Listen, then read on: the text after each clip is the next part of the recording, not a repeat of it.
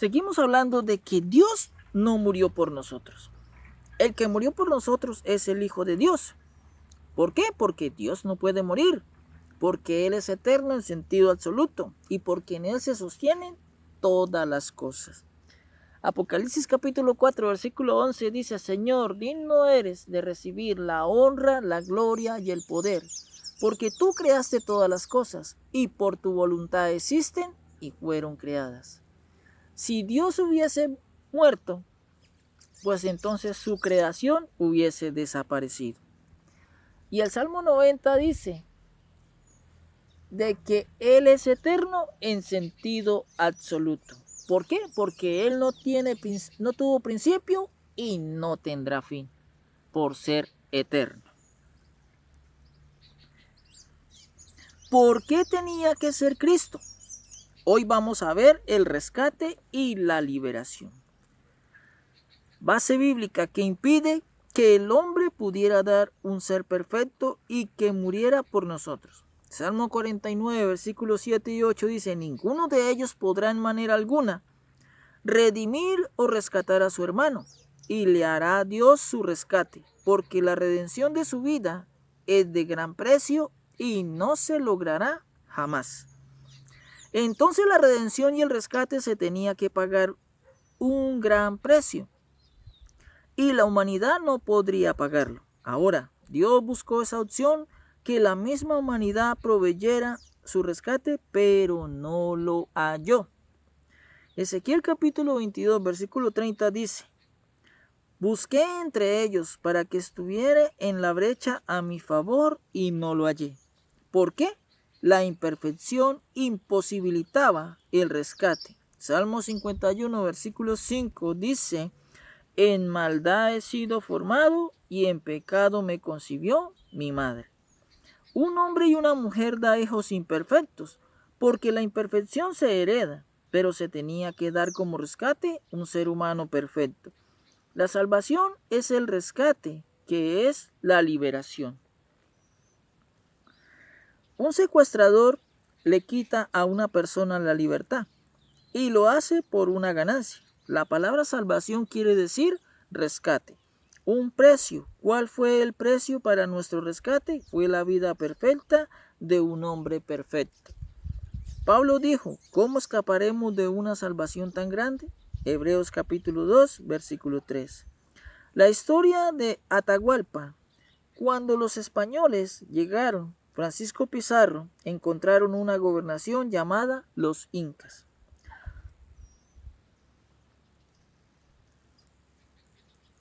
Y con este hombre los secuestraron, según la historia. ¿Para qué? Para que los demás les diesen un poco de oro que tenían guardados estos hombres. Y para su liberación, los españoles exigían que les fuese entregado todo ese oro. Y por eso, la salvación es un rescate y se tiene que pagar un precio muy alto. Jesucristo dio en rescate el precio más grande que se haya hecho por la humanidad y dio su vida perfecta.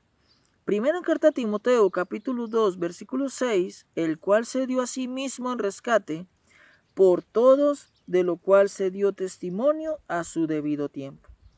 En la primera carta de Pedro capítulo 1 versículos 18 y 19 dice: sabiendo que fuisteis rescatados, no con cosas corruptibles como oro o plata, sino incorruptibles, la vida perfecta de Jesucristo. Una vez Jesucristo pagó el precio, en la cruz hizo una redención. Carta a Tito capítulo 2 versículo 14. Quien se dio a sí mismo por nosotros para redimirnos de toda iniquidad. Efesios capítulo 1 versículo 7. En quien tenemos redención por su sangre, el perdón de pecados, según las riquezas de su gracia. Si la Biblia decía que se había pagar un rescate, ¿qué quiere decir eso? Quiere decir que había un secuestrador y exigía un rescate. Segunda carta de Pedro, capítulo 2, versículo 19 dice, les prometen libertad y son ellos mismos esclavos de corrupción, porque el que es vencido por alguno es hecho esclavo del que lo venció. Romanos capítulo 6, versículo 16 dice, ¿no sabéis que si os sometéis a alguien como esclavos para obedecerles, sois esclavos de aquel a quien obedecéis, sea del pecado para muerte o sea de la obediencia para justicia? ¿Cómo llegamos nosotros a ser esclavos? Porque Adán nos vendió y se pagó un precio por esa venta. Adán se dio una vida perfecta.